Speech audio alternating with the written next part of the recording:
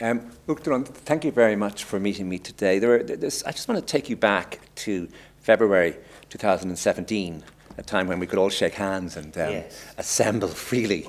And you made a state visit to Cuba, and in Havana you made 3 speeches, at least 3 I heard, and I wished that they had been televised and shown in Ireland, and they're online, and I suggest that anyone would go and look at them. And so we're sitting, a group of us, it's the Association of the Studies of Irish Literature, and it's a long and textured address, but towards the end of it, you say something which again I wanted you to talk about more. And it is this, that in this centenary of commemorations, it allows us not only to, in a way, make the narrative more dense and more textured and more complicated, but also to rethink what it means to write about the past at all. And this deals with a small matter, which I think a novelist deals with as an historian, with the matter of silence, with that you're dealing all the time as you write a novel with what's not been said, or a character that has not emerged yet. It's all the time that sentences are coming out of that. And indeed historians, especially in recent years, have started to work with that idea, that they deal with people who left very little sign of themselves, rather than only matters of large power in politics. And you, at the end of that speech, started to talk about a phenomenon called subaltern studies. And subaltern studies would have arisen, I suppose, in Southeast Asia and in India, with this whole matter of just millions of people who left no trace, whose names are not inscribed in any archive. What do you do about them if you're an historian? And what you then went on to talk about, if you only concentrate on that and you miss the source of their oppression, you're actually not writing the story. In other words, that you have to do both. So I just wonder if you could talk about that a bit more. I think that you've touched on this in some of your own discussion about your work column. First of all, may I say I'm honoured that you have come to see me and so pleased for so many reasons, but I very much honour your work. But listening to you speaking, I think in quite a recent programme, you mention about the minor figures, as some would call it, but of course they're not minor at all in a painting.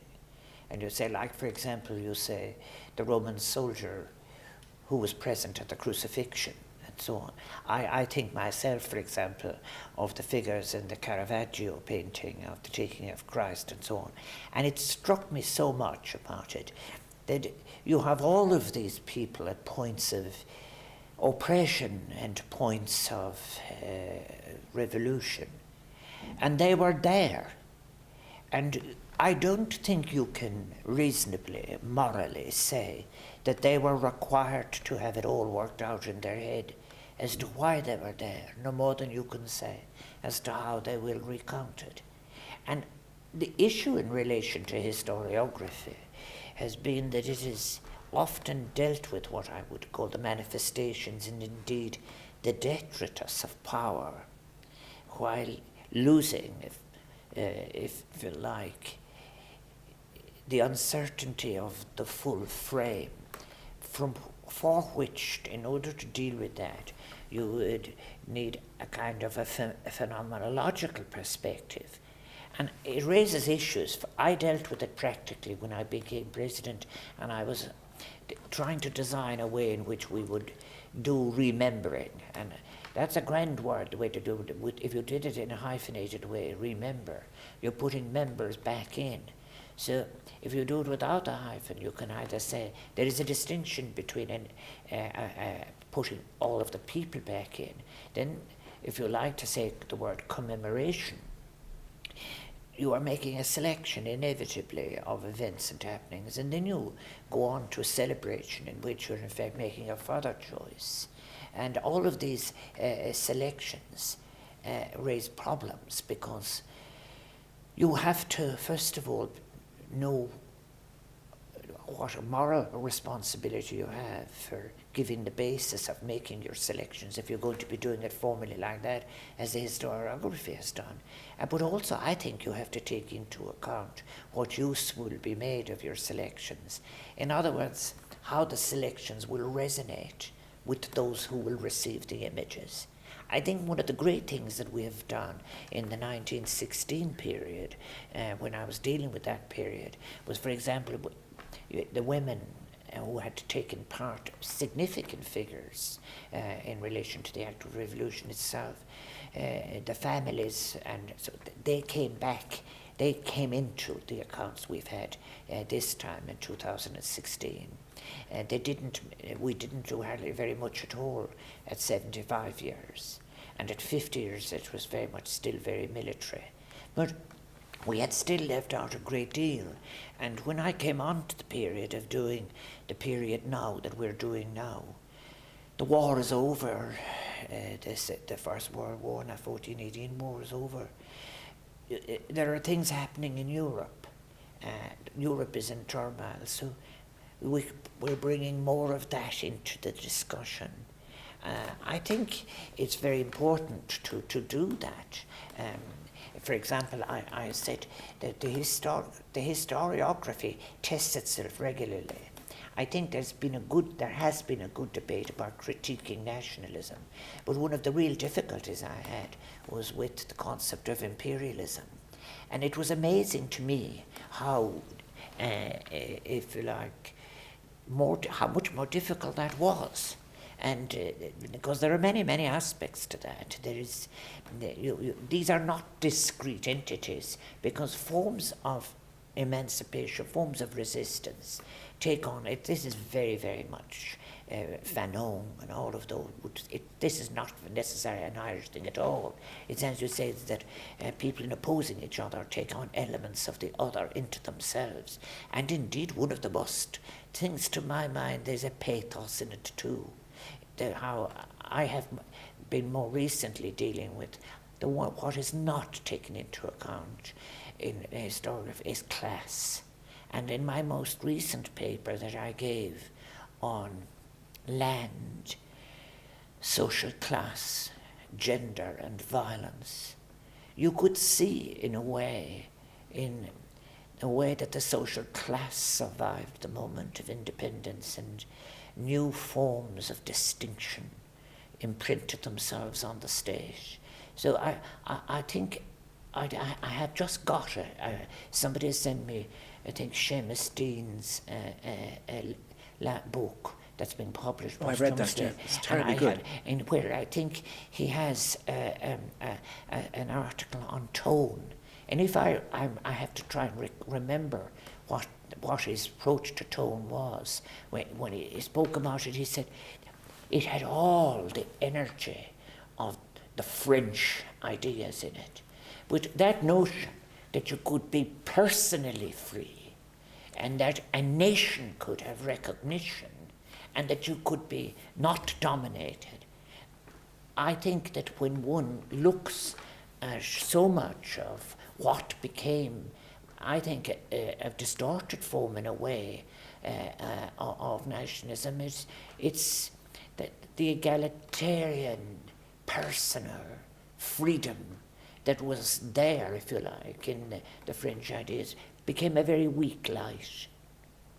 Yes, I think you can find it in Wexford in 1798 that it comes from America, that there were people involved in the rebellion who had actually been in America at the time of the revolution in America. And Thomas Paine. Yeah, but I mean ordinary, I mean more ordinary, simple literate people had actually got the pamphlets. But then, unfortunately, what came next had nothing to do with French ideas or with rebellion. And so I remember this idea of commemoration in 1998. I think everyone in Wexford began to look again at what had actually happened, the actual killings, who got killed, who got murdered, who did not survive the actual rebellion. And so the idea of revisionism moved into sort of every area that we thought we knew about. We thought Wexford rebellion was heroic, and was only heroic, and we sang the ballads, and the street names were changed. And then a big shock came to our system to realize, honestly, the word scullabogue did not exist when I was growing up. It came into being sometime in the early 1990s. And we all had to start saying scullabogue, which was where a group of Protestants were massacred in the most horrible way. And that had to become part of the narrative. I was thinking also about historians like Paul Rouse and William Murphy have done really good work on the GAA. And everybody up at a certain point thought that really the 1916 rebellion and the revolutionary period was nourished hugely by the GAA, and that players tended to be patriots and tended to be activists. Well, they pointed out that this is not the case, that sometimes a team, half of them, would have nothing whatsoever to do with the revolutionary period. And I love that idea of something you thought that was true being questioned and being shown that the facts actually suggest a much more complicated narrative. But you have to be very careful about the excess that can come from the other side. For example, I remember Thomas McGilla, John de Courcy, Ireland, myself and others, a small group of us were in favour, were celebrating were recalling the French Revolution. And I was invited to a number of seminars, but some of the participants couldn't speak about the revolution. They wanted to speak about the terror. And there was one very good conversation, I remember, when a very distinguished contributor had to be asked twice by the person chairing the thing. But it's the revolution we're talking about, not the terror. We had to move back. And that is the difficulty in doing this.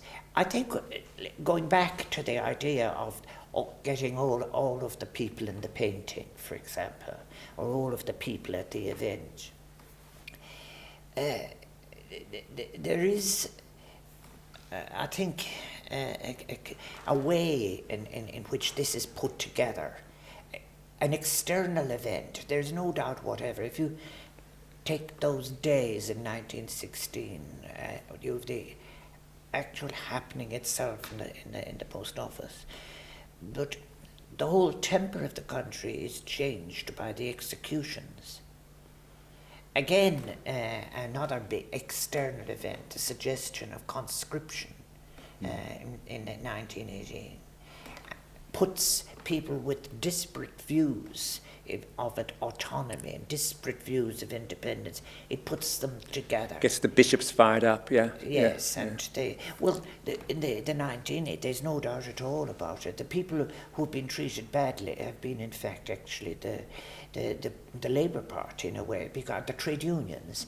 The trade unions are the people who come first out of in relation to opposing conscription. Then you get later on, everyone else joins in then, and then you get, indeed, as you are right, you have the bishops. But there again is another theme in history that is well worth looking at, are the consequences. How does that happen? If you say now, as you have just said, that the bishops become involved in the anti-conscription campaign, the bishops, in the case of the land war in the 1880s, they have a very interesting, you have some local people, some local clerics, curates siding with the conges, but at the same time the new graziers and so on will in fact have the ear of the bishops. And then earlier than that, you might say, as I have been looking at the 19th century for purposes of how did it influence the 20th century, you look at O'Connell's campaign, and there are many admirable things about Daniel O'Connell, including his principled view in relation to the United States and in relation to racism and his principled position, and also his view in relation to liberation movements.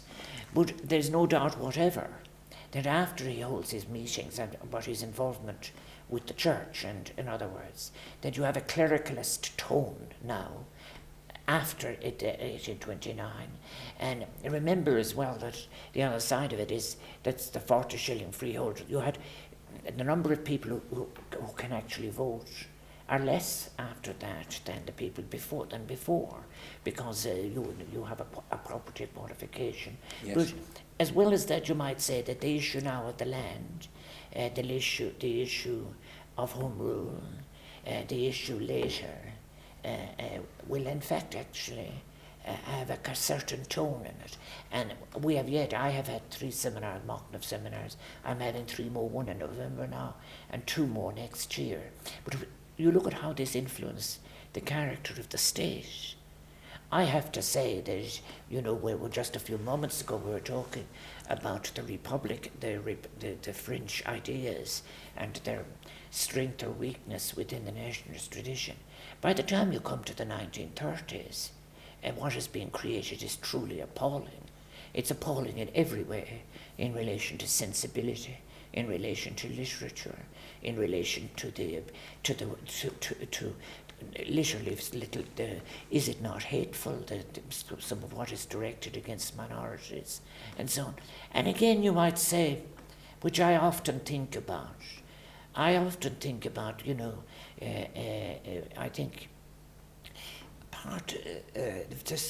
the 30s is an extraordinary time.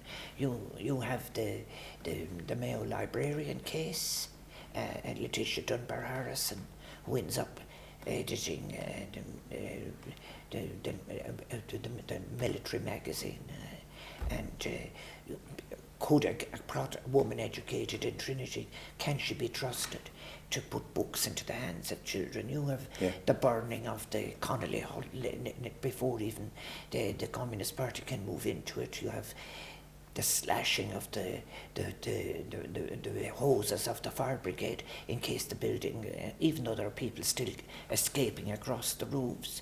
You have the 1936 Spanish Civil War. You have the 1934, the banning of crossroads dancing. You could go on and on in a period of that. So where did that come from?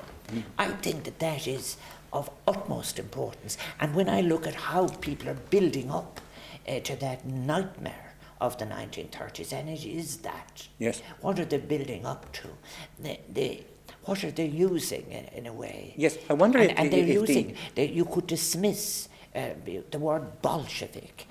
And what this is something very interesting, is that people who had very little in Ireland were aware of what was happening. The miners in Arigna, what was happening in Russia. They were aware of what was happening in Europe. There were many people who were older again who had actually phrases that were drawn from Latin and Greek classics. And this is a kind of the notion that it is a modern thing that Ireland became European. Ireland was European a very long time ago, and people knew and heard phrases from the war, and these were being discussed in the pubs. And for the nicknames that they gave local people, they would call someone marshals because they're after Marshal McMahon, and they would call other people different names because they knew what was going on. But the whole idea was of keeping control. And in this, to my mind, is something that you have to get past as well. Yeah. To come back to Havana, and there was a particular speech you made, which I think really did surprise people and challenge people, which was about the implication, how involved Ireland was in the empire, and how this in turn has been reduced to silence, and indeed how involved Ireland was in slavery, which is something that we were not taught in school and was not part of the narrative. But that I think what you said was we have to confront this because it's real, because it matters. Yes, I did. I went to Montserrat twice. I went to Montserrat. This is the island of Montserrat in the Caribbean. The island of Montserrat in the Caribbean. Yeah. I presented a program. I wrote and presented a program called The Other Emerald. No, it was the 19th for Channel 4. Yeah. I think it was their St. Patrick's Day program in 1986, and I did it with Michael Beattie asked me, and I did it with DBA Television from Belfast. I went up then to Belfast for the editing for 5 or 6 weeks afterwards, but wonderful period.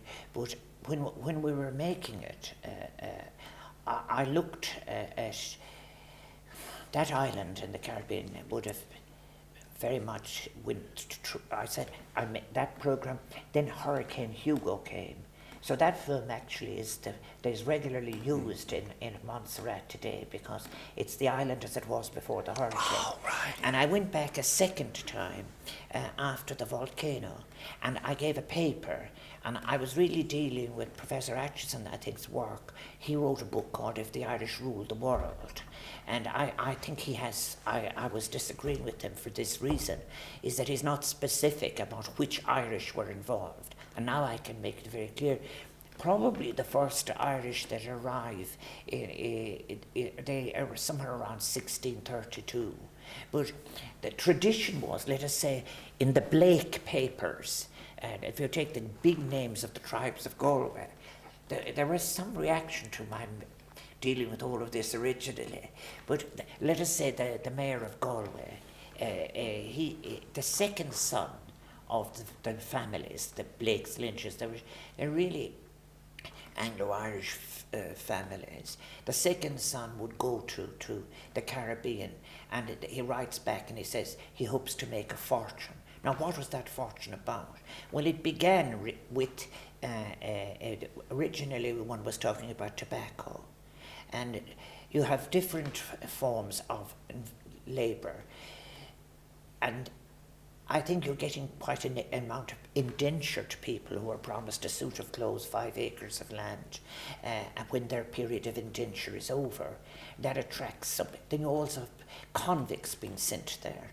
But once you do the transition from tobacco to sugar, then it's intensive. They need all the land, so that you forget about your plot of land. And now, in fact, actually, black slaves from Africa are in fact cheaper and easier to manage than, in fact, the white people that you had as indentured. They're also, and I have to put it cruelly, they're also used for breeding in relation to, and what happens then is that on the slave plantation, you have previous whites who are now drivers. This is what they would be described by the descendants in Montserrat. They were drivers.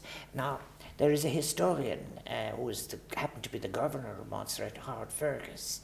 And Howard Fergus, let us say, when we would be speaking about St. Patrick, he would speak about the black identity of Montserrat in Africa. And here was I coming and speaking about the Irish connection. Now, the Irish connection had been misrepresented. Let us say on St. Patrick's Day, on the island of Montserrat in the Caribbean, they celebrate St. Patrick's Day for nearly a month at sometimes, and you had people from America coming and so forth. But St. Patrick's Day is also the day when the slaves revolted.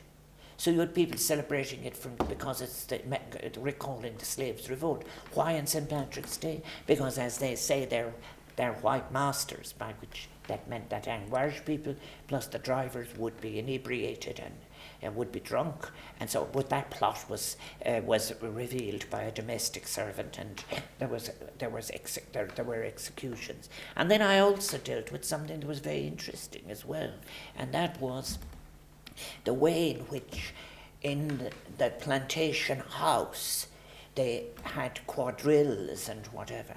And when I was visiting, I noticed in many cases the slaves looked in through the windows and they saw the movements of the dance. But they were beating the music with their feet. So you can see, in fact, how, if you like, these dances transported from the plantation class were taken and used differently and are used in the forms of the dance. Professor George Irish did some work on that, and I interviewed him. But all of that was, but where about the Irish part of it? Yes, there's no doubt about it, is that the fenestration of the big houses of Ireland was paid for by sugar money that came from the sugar plantations, and therefore was connected to slavery. As well as that, they were very bad at it. It wasn't so successful, because when I look at it, it's for others to look at it. But they didn't. You don't see in the plantation house great libraries. They overdressed. They had a very bad diet, and they died fairly young.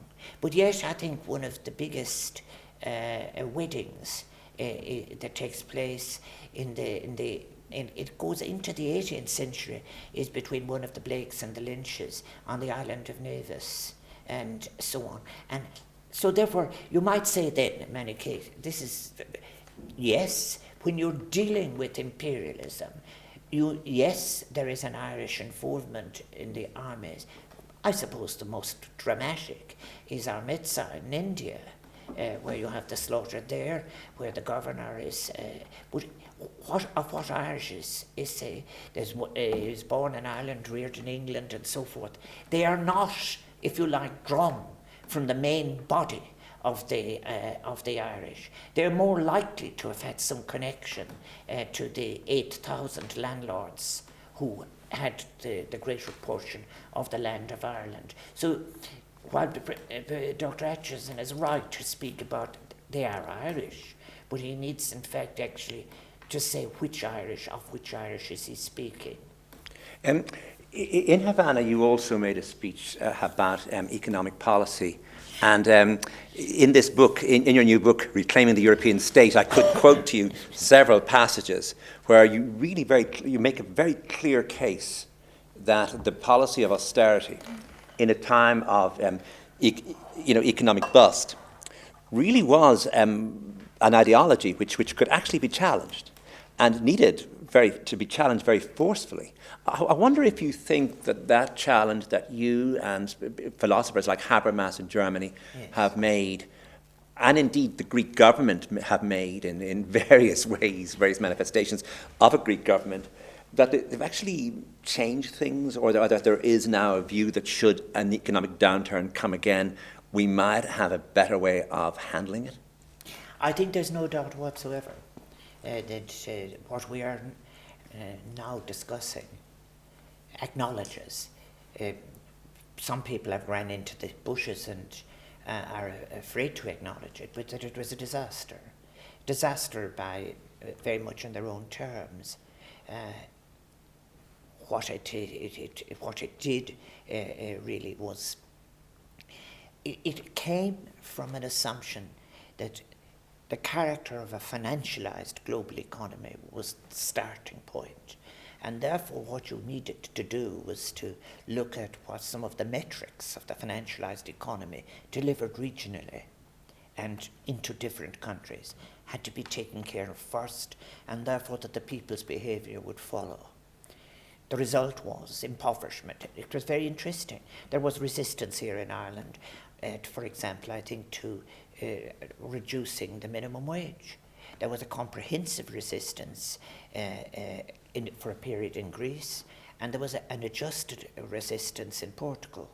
Portugal has said we can in fact actually revive the domestic economy, and a very clever set of measures taken. But all of these assumptions, what were involved in it is that my book raises many questions, but it's a book of my speeches given in different circumstances. But what I was really at, I suppose, it's something that is primitive in me in a way, is if you were in a minority for nearly all of your life, as I have been, in many cases, you get used to at least, you're entitled to know at least the quality of the argument. Yeah. And you need to know what the opponent thinks. So what I was most worried about was the fact that all of this was happening as if it was a kind of an inevitable, rather like a pandemic even, that it was something that you couldn't understand.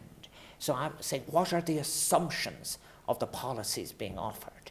We are now at a point where people have said, this was crazy, even on your own terms of getting high levels of consumption. But in between, you have had new movements in relation to sustainability, movements in relation to climate change, in relation to gender issue.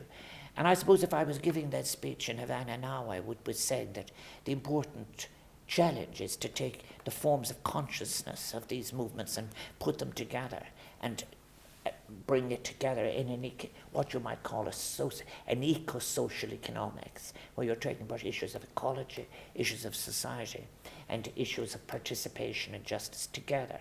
Curiously, it has moved that way. the economic theory is now speaking about social economics, but it didn't before.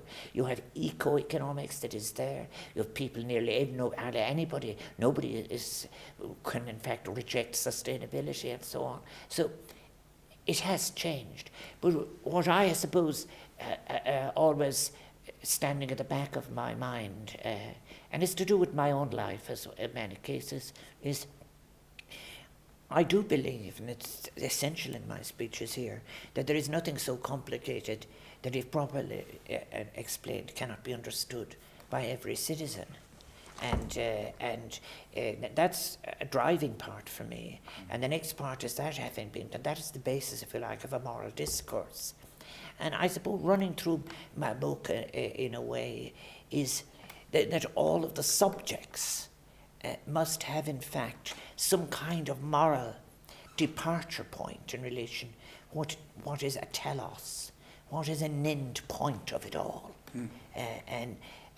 My hope still is that I think we are now in a period of great flux and change again. The tragic part of it is that it's sometimes so slow. But the biggest threat to not, I think what we had a banking crisis that became an economic crisis, that became a social crisis, and that had the potential to create a democratic crisis. That's where Europe is now. Yeah. I remember giving an interview to Le Monde, that caused some difficulty for some people, not for anyone else. I was on my way to visit President Hollande. I discussed it personally with Hollande. And Hollande actually and I saw that he was facing a choice. Right at the very point you're saying. Should he, for example, give a lead as the President of France to the alternative to the austerity model, which some people had thought might be possible, given what was happening in Greece and elsewhere. And at a crucial point, he was influenced by the German Chancellor's view, and he chose the other one, which I think, as he was looking back on it, as I understand in other conversations I've had, is that it's something that I think he regrets. And therefore, what he might have done then is happening now, in which you have people, you can now speak about social Europe, and you can be mainstream. Yeah. We were talking at the beginning about silence, and I've just been in your study and seeing the books piled up and realizing that how many of your views come from reading and thinking, but they also come, don't they, from personal experience. Yes. And from bitter experience, and indeed from experience that for a lot of people is silent, is people don't talk about. I'm thinking particularly about a poem of yours called The Betrayal, which I think affected me very deeply, because for a lot of people who fought in the Irish Revolution, who were out in 1916, who were in the War of Independence or indeed the Civil War, when it was over, it wasn't as though they all went to Dublin and got jobs. It's a myth that happened. Yeah. Some people did. Some people became ministers, civil servants. There were many opportunities. But for other people, especially in rural Ireland, I think, when they went back and the peace broke out, the same people owned the same shops, same farmers owned the same farms, and the same bishop was in the diocese. And there weren't great, let's say, there were, in the case of my grandfather, when he came back, it wasn't as though everyone was offering him a job. He was welcomed home the first night. But I don't think he really worked again. And of course, that affected everyone's life. And it made the Irish Revolution seem strange. And the only time I've ever really come across a version of this is in your poem, The Betrayal, and in your account of your father. And I don't know if you want to read the poem. It's it's a very personal poem. But maybe instead of, if you want to read it, it'd be great. But perhaps you could just talk about it. Okay. Well, there are 3 poems, I think, that in those early collections that are informed by personal experience. Because remember, when I was writing the poems, I had been through literature and I had so on. So they're not instinctive in the sense of being written at the time. I wrote the poem The Betrayal, I think, over 4 years. I had bits and pieces of it forming in my head. I finished it, I remember, on the train between Galway and Dublin, and I remember weeping when I did. And but the 3 poems I think that tell a great deal are The Betrayal, which is a poem about the death of my father, There's a poem, Katie's Song, which is about my aunt that reared me. Oh, Katie, I'm making my way along a lane of hazel. And then there is a song called Brothers, which is about the relationship between my brother and myself, and where again he would stay in Clare and I would be leaving again and so forth. I think there's two things in it. I certainly have no difficulty. You are right about the poem. It's very interesting about that poem, Betrayal, about where it appeared later. It was used by the workers in the Irish press. After the Irish press had been closed, they put together an Irish press, and they had my poem on the front page. Oh. Yeah. So, but I will. It would be modest if you would read it. But it would. I think. I think nowadays maybe it's the only way I have become slightly mellow is I think I might have been hard on Mr. De Valera, but you have asked for the poem. I asked for the poem. This man is seriously ill, the doctor. So I'll begin again. The Betrayal, a poem from my father. This man is seriously ill, the doctor had said a week before, calling for a wheelchair. It was after they rang me to come down and persuade you to go in. Condemned to remember your eyes as they met mine in that moment. Before they wheeled you away, it was one of my final tasks, to persuade you to go in, a Judas chosen not by apostles but by others more broken. And I was in part relieved when they wheeled you from me, down that corridor, confused without a backward glance. And when I had done it, I cried out on the road hitching a lift to Galway, and away from the trouble of your cantankerous old age, and raged too at all that had in recent years befallen you.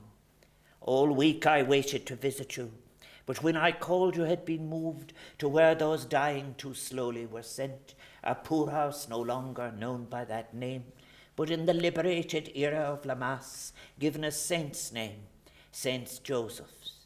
Was he Christ's father, patron saint of the worker, the mad choice of some pietistic politician? You never cared, nor did you speak too much. You had broken in attendance classes, the holy nurse told me, when you were admitted. Your father is a very difficult man, as you must know, and social welfare is slow, and if you would pay for the glasses, I would appreciate it. It was 1964, just after optical benefit was rejected by De Valera for poorer classes in his republic, who could not afford, as he did, to travel to Zurich for their regular tests and their rimless glasses. It was decades earlier. You had brought me to see him past Thrunimarken and Fergus. As the brass and reed band struck up, cheeks reddened, distended to the point where a child's wonder was as to whether they would burst as they blew their trombones. The Sacred Heart procession in De Valera, you told me, were the only occasions when their instruments were taken from the rusting galvanized shed where they stored them in anticipation of the requirements of church and state. Long before that, you had slipped in ditches and dugouts, prayed in terror at ambushes with others who later debated whether De Valera was lucky or brilliant in getting the British to remember that he was an American. And that debate had not lasted long in concentration camps in Newbridge and the Curragh, where mattresses were burned as the Gombians decided that the new state was a good thing, even for business. In the dining room of St. Joseph's, the potatoes were left in the middle of the table in a dish towards which you and many other Republicans stretched feeble hands that shook. Your eyes were bent as you peeled with a long thumbnail. I had often watched scrape a pattern on the leather you had toughened for our shoes. Your eyes, when you looked at me, were 1,000 miles away, now totally broken, unlike those times even of rejection, when you went to 60 for jobs you never got, too frail to load vans or manage the demands of selling. And I remember when you came back to me, your regular companion, on such occasions and said, they think that I'm too old for the job. I said that I was 58, but they knew that I was past 60. A body ready for transportation, fit only for a coffin that made you too awkward for death at home. The shame of a coffin exit through a window, since you hear where my mother told me. You asked only for her to place her cool hand under your neck. And I was there when they asked, would they give you a Republican funeral in that month when you died, between the end of the first program for economic expansion and the second. I look at your photo now, taken in the beginning of bad days with your surviving mates in Limerick. Your face haunts me, as do these memories, and all these things have been scraped in my heart, and I can never hope to forget what was, after all, a betrayal. Michael D., thank you very much for reading that. And I don't want to end on it, because I want to move into an idea that I think is absolutely crucial in your politics, is taking pleasure in ideas as though they're sort of sensuous things. And there's a moment in Reclaiming the European State which is sort of gorgeous, where you're talking about lecturing in UCG. And you design a course, and it's often really great putting titles on courses. It's called Deviance, Crime and Punishment. And you bring Foucault to Galway. And you bring in the whole new complicated French analysis of what crime and punishment has meant and what control and power has meant. And of course, the lecture hall, and I know people who were there who said this was the most exciting thing happening in Galway at that time. But I think isn't it part of the miracle that politics can make and that life can offer, which is that somebody who could write that poem and with describing all those circumstances could end up rocking a chamber in UCG with ideas that are just fresh from France. And this has been a crucial part of your life, hasn't it? The actual business of taking pleasure in things. Yes, I went, you see, I was just back from Indiana University, and I had, there, of course, these lectures were available, and I remember very, very distinctly thinking about, if you like, how behaviour is construed in writing.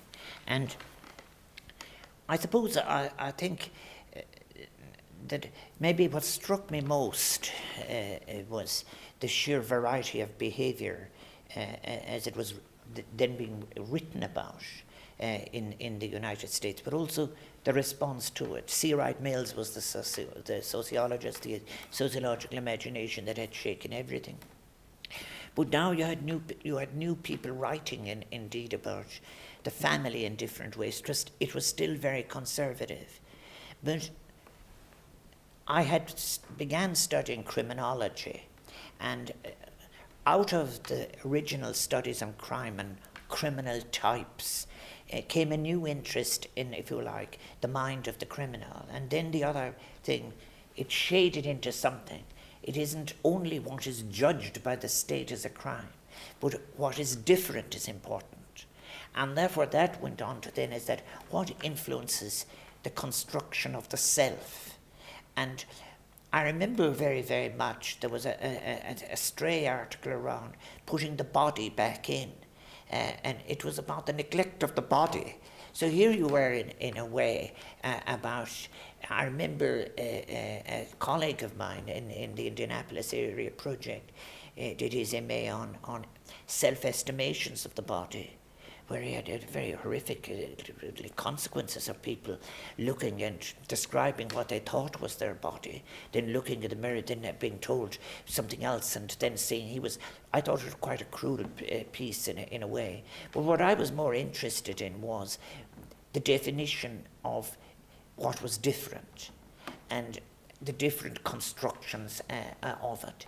And I have a feeling, that many of the people who were coming to my lectures were coming to try to understand themselves. And I had some people who travelled from Dublin, and I remember I was getting into trouble because I was a young lecturer. I was 29 and 28, 29, and I would borrow chairs from neighbouring lecture places and things like that. So there was a certain, and maybe a minor jealousy about who was this person giving these sensational talks about.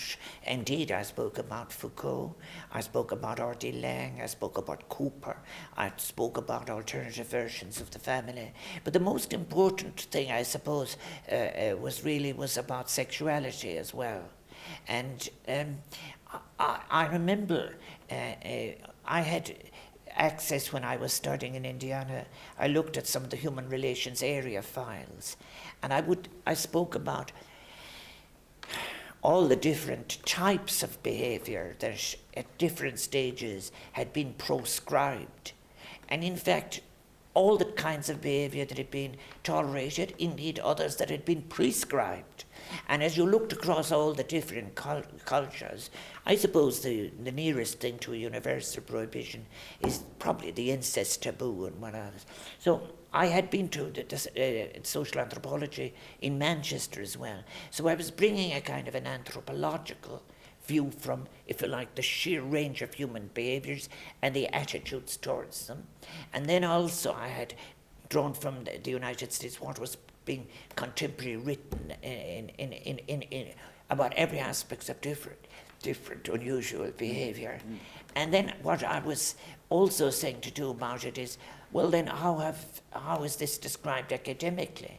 And how is power exercised in relation to deciding what is mainstream, what is deviant? The word can't be used now probably, but that is the word that was in use at that particular time. And it was, I remember, I had my dear Reverend Edmund Dugan, who was the professor at the time, saying to me, after one of them as we met, he said, Michael, they told me that you have taken it all apart for them, but did you put it back together for them? And I would say to him, I'm not so sure that I did. I was really not, I drew a distinction very, very much, but that it wasn't the purpose of any of my lectures in that area. Remember, I had a joint department of political science and sociology. It was in that particular course, it wasn't my purpose to abuse my position in any sense. It was really to introduce people to the literature on human behavior and also to try and explain the power constructions and how they leaned on that. For example, on the crime one, we would deal with why white-collar crime wasn't being observed and how it was the lower classes who were so on. Prison policy, all of that. And then in relation to behavior and choice and so forth. And I suppose I remember one of the papers I used was one on Oscar Wilde, and I had explained how I think I would have been started with William Gaunt's book, The Aesthetic Adventure, and I would point out how significant it was that in understanding the Wilde trials and understanding the public response to Wilde's position, that how social class was very important. That it was, in fact, when you began to move across the class boundaries, yes, that it gave a whole different meaning to, let us say, the Queensberry response and so forth and so on. So the other side, I suppose, about those lectures at that time was, I've even given you a clue now about it, was that people were interested, that I always from the beginning was interested in qualitative sociology, and I would draw my examples from literature, because my first degree was in English language and literature, Old and Middle and Modern English. Yeah, I wonder if this period that you're talking about, the early 1970s, I came to UCD in 1972, and yes, certainly figures like Dennis Donahue and Seamus Dean, who had studied abroad, who had done their postgraduate yes work in America or yes in England, and came back fired up with ideas and treated 17-year-olds like adults, as though this was something we all needed to know. And that idea of the crowded lecture hall, and no one ever said we were being trained for job or for some purpose in the world. We were all, in a way, wondering what we were going to do once we left these institutions, because they were so interesting, enfolding, engrossing. And this is something, again, that's in Reclaiming the European Street, where you talk about the university and you talk about the sheer necessity for this exchange of ideas to actually operate in a way, in a vacuum, in an idea that it's important for its own sake to know things and to learn how to think and to learn how to see meaning, structure within institutions and indeed within phenomena. So that this is something you really care about, the idea of these institutions. The idea of as a community of learning. You see, I only argue for the freedom that this must be allowed to happen. There's a distinction between information and its reproduction, and it's important information. And then there's, as well as that, there's the manipulation of information, which is a craft, and then you have knowledge, and beyond that you have wisdom. But let's take it, for example, I think in the book, Reclaiming the European Street, I did an interesting exercise a couple of years ago, two years ago, the one I did on home.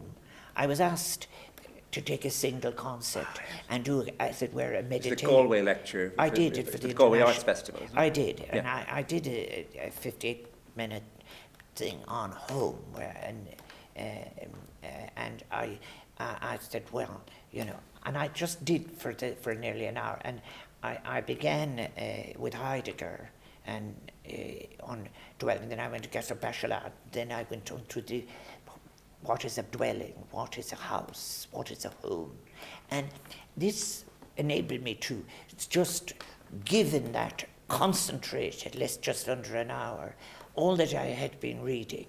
And I had been very, very much the man who's in the back of my book there, my dear friend, Hartmut Rosa, who has written a book called Resonance, which speaks about how you resonate with the world. It's like how you enter the world, how the world enters you. And it's like the string of an instrument, how you resonate. I prefer to use the word belonging. So going back to my task then of going from dwelling construct to shelter there, then moving house and then home, and then being somebody, I dealt with migration. To say that, for example, a person who's a migrant, it says hasn't a house, but he has a home, and then but has a home, you see. And then I dealt with the Greek position of even when the city of Athens is in, it has to be vacated to go to a fishing village, and domestically Alice advises them, and so that the concept can survive. So I liked doing that in many cases.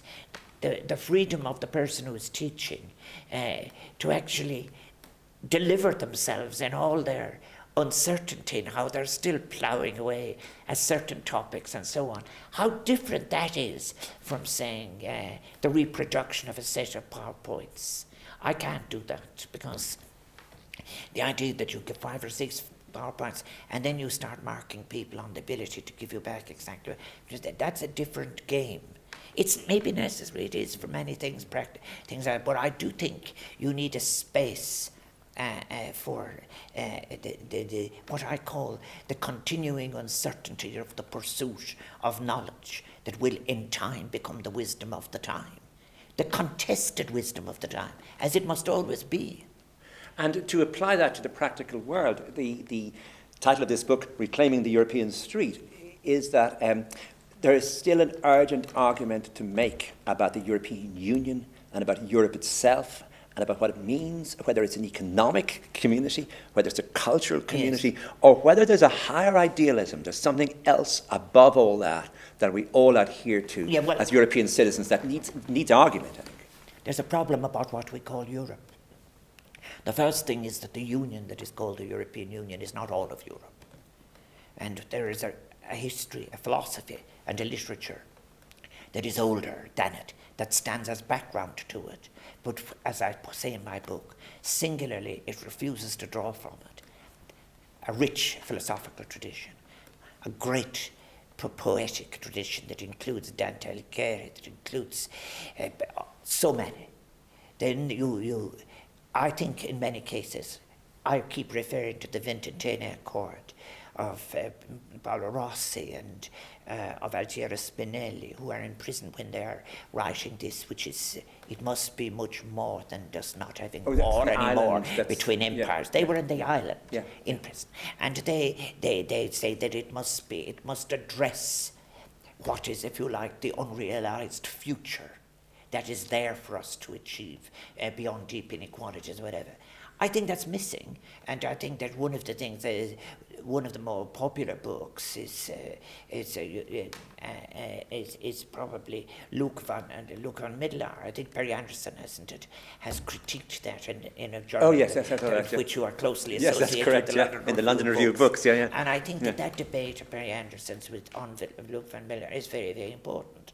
And what is important is this: you can't. Europe. I have become a committed European in the widest sense, that draws, if you like, from the possibilities and the capacities of Europe to be something, for example, that vindicates rights, that has good relationships and the definition of work, that in relation to global responsibility, it takes on responsibilities in relation to, not just in relation to climate, but in relation to ending global poverty, putting an end to armaments and so forth. We are far from that. So therefore, if you take, I find myself responding to Van Middelaar's books, his two books on Journey to Europe and the other one, as you can't have something that has come into being as a set of strokes. So what you have then is, you have, if you like, then Habermas is saying that what you need is a kind of a constitutional order. You have Van Streek saying something very different. Probably you have others arguing for a kind of federation and so forth. But what I think you need to do is to get beyond it being just an economic bloc. I still have the greatest, but I think the leadership in it is one that I think has been lacking. I'm a member of a group of non-executive presidents. We are meeting in Rome in September. We met in Athens. That's where I gave, which is in, I think, the book, the Aristotle lecture that I gave. Yes.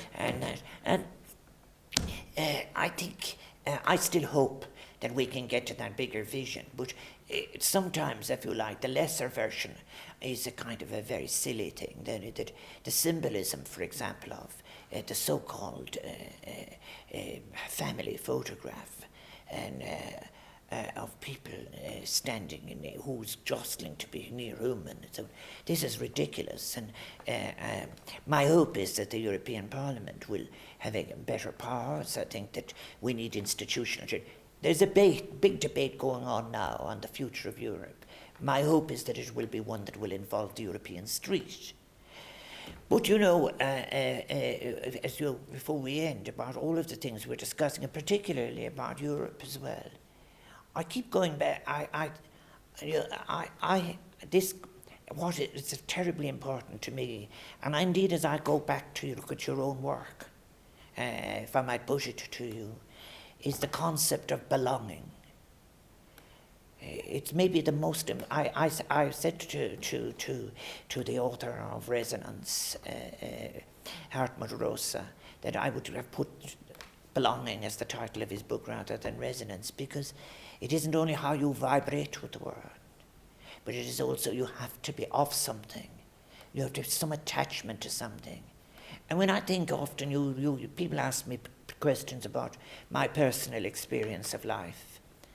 I've had to work.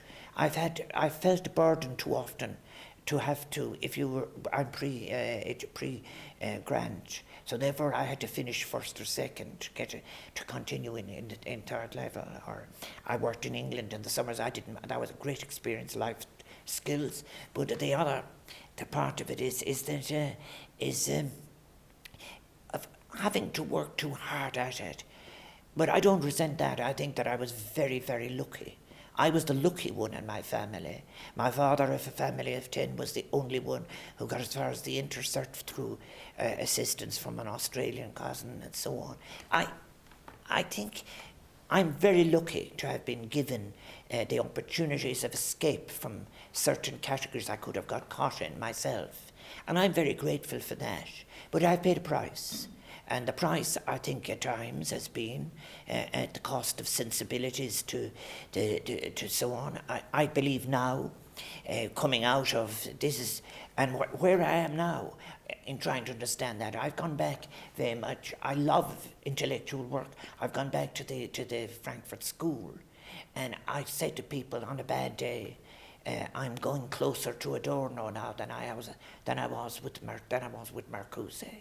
And Marcuse, Marcuse, I always saw, had saved us from the Adornesque pessimism. Yes, that's here in the book. But I sometimes find myself very, very much. Give you an example, if I may. Yes. And it is in relation to Richard Carney's book on touch, which is a good book. Imagine having a book on touch coming out in the middle of COVID-19. Yes. But he was wonderful. He wrote it out well. But Richard has some lovely insights. Like, for example, Aristotle privileged touch, Plato privileged the visual in the West. So, and in many ways, many of our problems in the West has been our following the Platonic road, where in fact, you can see without being seen, so, but you can't touch without being touched, and so forth. You see, but here is the thing where I differ from Carney slightly.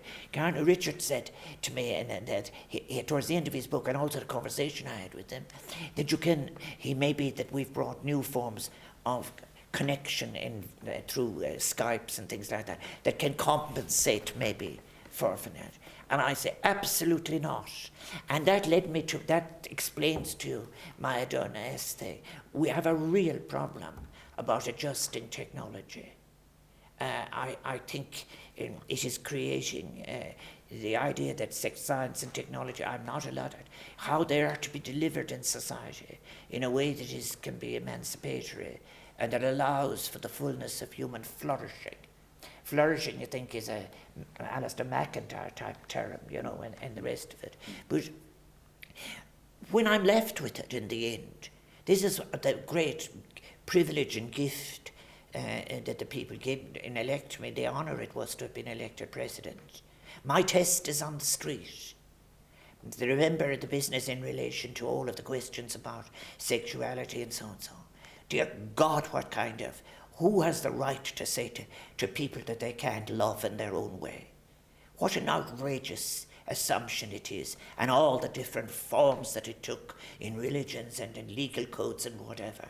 And if people are seeking to belong in different ways, why should you put any obstacle in their way? And if I'm actually what informs my passion about this is in effect, is the lives as they are lived in the street. And in a way, you might say in my life, therefore, it has necessarily been involved all of the time with the sheer lumpiness, the successes and the failures and the joys and the agonies of people in all our half-achieved lives in different ways. And that's the thing where I would say, going back, as a poet, I would say in many cases, I see it in poetry as well, the distillation of the experience, going home alone, the management of night, and so forth and so on.